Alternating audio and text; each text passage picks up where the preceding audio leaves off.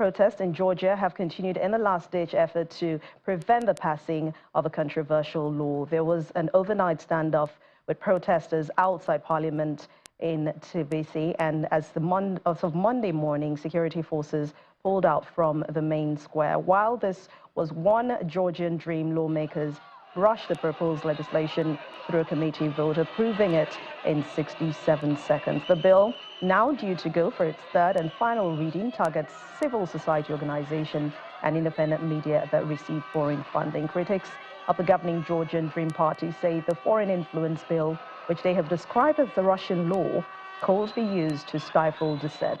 The final voting on the proposed legislation is due for Tuesday, and protesters are already concerned that it will be used by the government to clamp down on opponents, and it could harm Georgia's hopes of joining the European Union.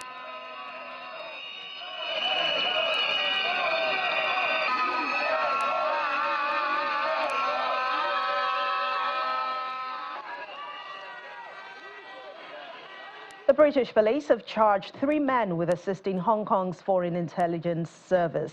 Police say the men have been detained alongside several others during a series of raids across the United Kingdom last week. The operation is the latest in a spate of action against suspected Russian and Chinese spies across Europe. But Home Secretary James Cleverly said the measures were aimed at the reckless and dangerous activities of the Russian government across Europe. The men are appearing at Westminster Magistrates Court to face charges filed under the National Security Act, passed last year to introduce new measures against espionage threats from foreign states. Let's head over to Spain now, where the Socialists of Spanish Prime Minister Pedro Sanchez have won Catalonia's regional election as pro-independence parties lost ground. The Catalan Socialist Party, the PSC, under former Spanish Health Minister Salvador Illa, made substantial gains to emerge as the clear winner. With 99% of votes counted already, it has secured 42 seats. And according to the Catalan Government Statistics Institute, support for independence has dropped to 42% from 49% back in 2017. In the campaign ahead of this election, the issue of Catalonia's relationship with the rest of Spain was pushed into the background by other challenges, such as the region's drought and its housing crisis. India continues its election, and this is the 4th phase out of 7. Voting has held in the Muslim-majority Valley area of Indian-administered Kashmir region for the first time since the multi-phase election started on April 19th. But the 4th phase of this voting process had 96 seats up for grabs across 9 states and the Union Territory of Indian-administered Kashmir. Officials are saying the overall turnout stood at about 52.6%. Election pits Prime Minister Narendra Modi of the BJP party against his main opposition leader Rahul Gandhi of the Congress party, and results are expected on June the 4th, 2024. At least 43 people have been killed, 17 others still missing in torrential rain as it swept ash and rock down the Mount of Merapi in Indonesia. The cold lava, which contains a mixture of volcanic material and pebbles, inundated 2 districts in West Sumatra. But it swept people to their deaths, damaged more than 100 homes, mosques and public facilities, and authorities are saying that 18 people still remain missing. Rescue teams continue to scour the river for possible survivors, while medical teams are examining the locals. Survivors are cleaning their houses, searching for belongings, clearing wood and mud from those affected areas. The National Disaster Management Agency has mentioned that 3,198 residents had to leave their homes because of the flash floods. In the last 6 months, the area surrounding Mount Merapi has seen several similar disasters. Well, it's been weeks of severe flooding also in Kenya, but students can now go back to school after the start of term was postponed due to the disaster. As part of the safety measures, police and transport officials have been deployed to ensure that students and teachers get to class safely. Officials are calling on drivers to be very vigilant on the roads that they have left in a bad state. Authorities are also saying that more than 1,600 schools across the country may not open yet due to the floods, as several schools have been damaged in the process. And so far, the disaster has left more than 250 people killed across Kenya. VOA's Nairobi Bureau Chief Mariama Diallo has more details of this development. And when I called today to ask how were things going the first day back, I was told that basically out of usually they have about 1,500 students, but today only about 300 showed up, and that they were still dealing with sanitation issues, and and some of them obviously who have lost everything, talking about even school uniforms, that they can't even go to school because they don't have those uniforms that they have lost during the floods, and their school material and all that stuff. So I visited that campsite because, as I said, it was being used to shelter and feed some of these flood victims. And they were supposed to actually, there were about 300 families who were supposed to be transferred somewhere else. And out of those 300 families, I was told by the school principal that not everybody got transferred, that there were still about 16 families that were still using part of that school to get shelter and to get help with food and other things. But at the same time, there are other, when the schools are flooded, I think some would say it's a blessing in disguise that the students are not going, in those schools to attend, because obviously, even last week, they were talking about the fear of waterborne diseases, like, a fear of a cholera outbreak. And there are other parts of Kenya where actually that are malaria prone. So when you have stagnant water, it's a breeding ground for mosquitoes. So it's very hard. And there are also other reports that talk about these floodwaters that have all kinds of creatures in those floodwaters. So it might be better for the students to stay away. And it's hard because some students have nowhere to go, but find relatives or find, campsites or other areas to basically be there and make sure that the schools are ready to kind of welcome them back. Although the government has also said that they were working very hard to make sure that the schools were clean and they were ready for when the students come back. So I guess in the next, this week and next week, hopefully, if the rains don't come back hard again, maybe there will be more progress made in order to get these kids back to school.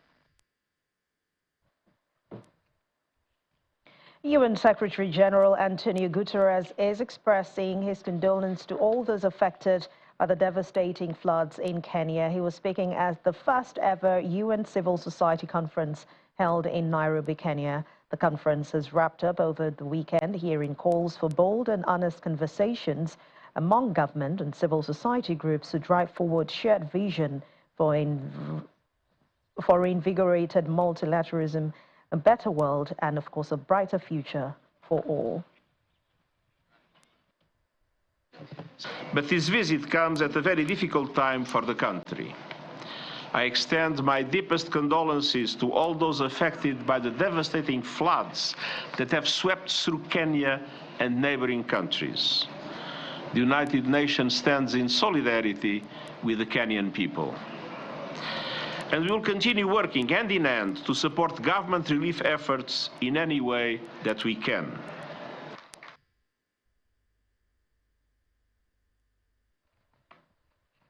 And to other stories now, the death toll from a building that collapsed last Monday in South Africa's southern coastal city of George has increased to 24. Local authorities say efforts continue to rescue and recover 28 other people who remain trapped under the rubble. 81 people were in partially constructed 5-story building when it fell. Out of the 29 survivors who have been rescued, 13 still remain hospitalized. The cause of the collapse is still being investigated, but rescue efforts include 200 people with sniffer dogs, heavy lifting equipment, and rescuers removing concrete blocks and debris by hand. In South Africa, Nigerian cuisine is received both within the continent and across the globe. Nigerian culinary delights like the iconic jollof rice, efo, egusi, plantain, yam porridge, moi moi and more are all gaining traction on global menus. In a bid to meet the growing demand for Nigerian cuisine in South Africa, one couple is taking a bold step into commercial farming of Nigerian food in the country. Our South Africa correspondent Innocent Samosa reports.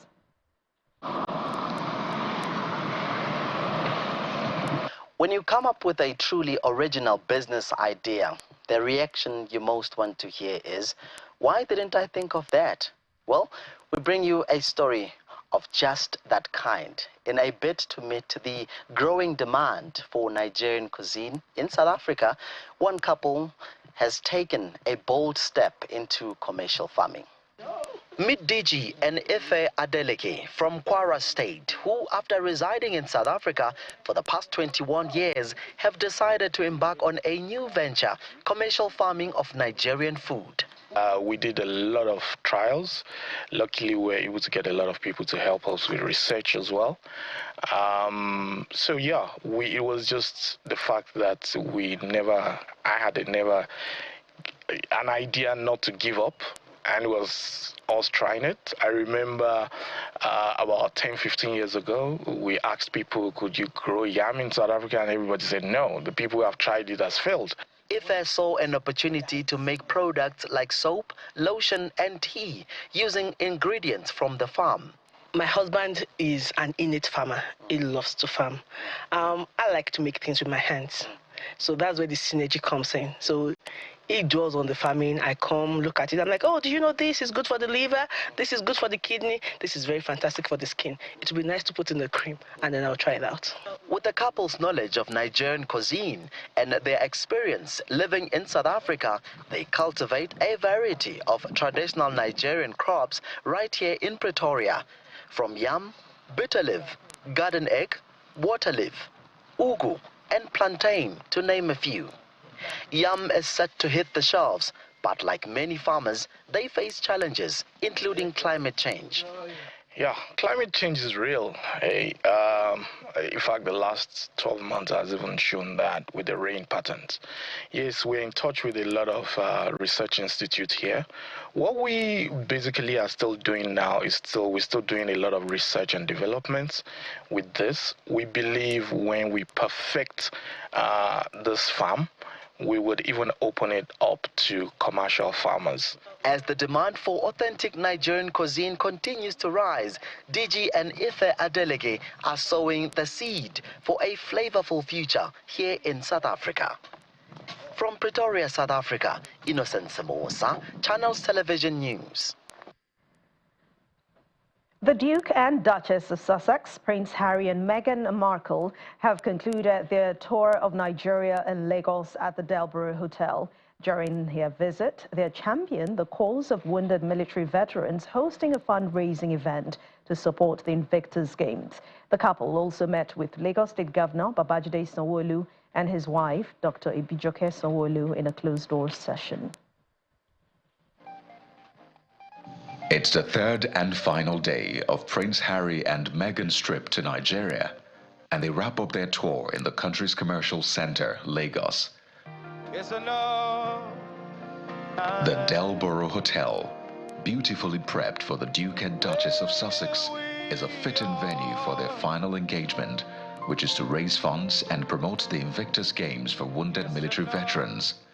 The goal is quite simple: to raise awareness, raise funds and funding for the mental, psychological health of Nigeria's wounded soldiers. They've been fighting insurgency terrorism in the northern part of the country for years now, over a decade. So it's important to raise the awareness, raise funds for their psychological and social welfare. Prince Harry and Meghan then step out of the hotel to interact with two veterans who were wounded in service.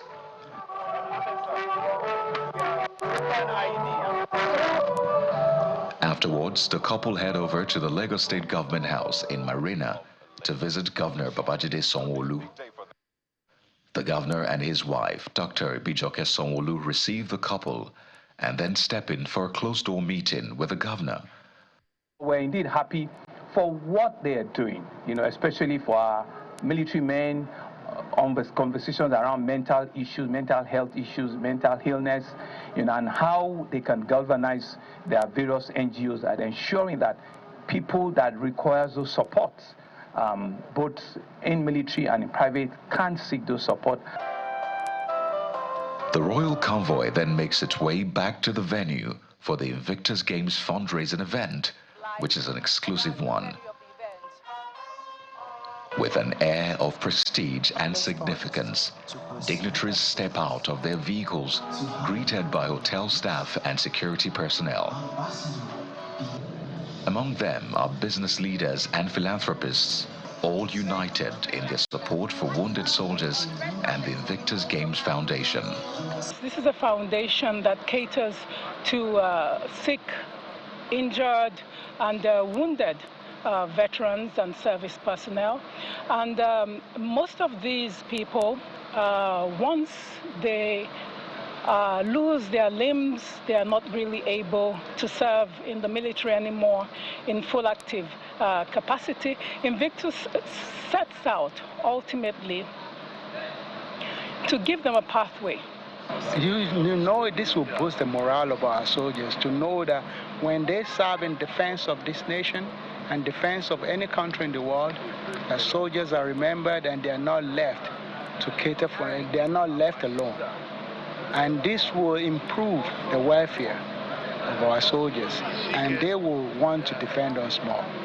We hold them so much more as a country, and I believe that the government will see this and try to do the needful. People sacrifice their lives, they go to war for a nation, and they have families, they have children, they have people that depend on them, and they just sacrifice that. It's a lot for somebody to know anything can happen, and they still took that risk to go and represent the country or fight for the country.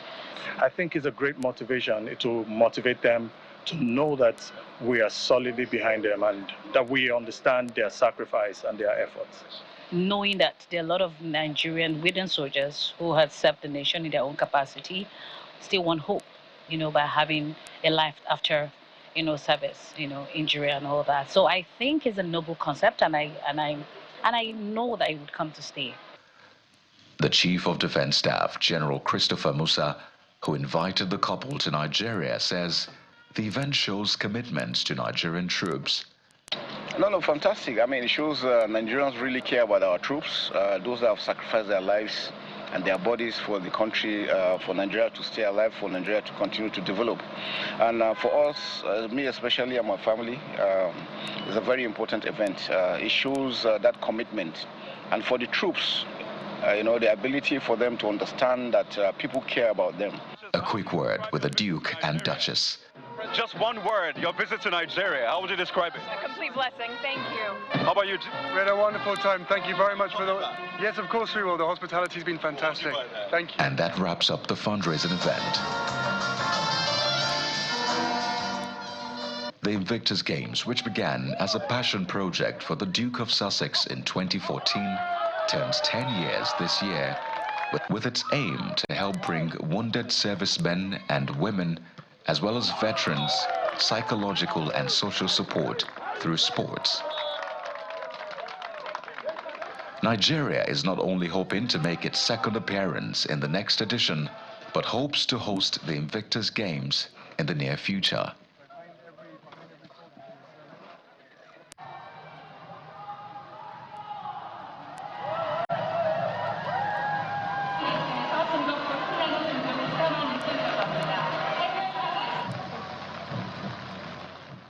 And finally on the program, thousands of people flocked to the streets of Seoul to participate in the Lotus Lantern Festival, which is a celebration of the birthday of Buddha. Participants celebrated with a massive lantern procession, holding lanterns, moving figures of dragon alongside festival visitors crossing Seoul's city center just days before Buddha's birthday. The festival attracts visitors not only from Seoul, but also from other parts of the world, also known as Yeondeonggo. The Lantern Lighting Festival celebrates centuries-old tradition of offerings and ancestral rites to the dragon god to protect farmers and the nation. And the festival was included in UNESCO's Intangible Cultural Heritage List of 2020.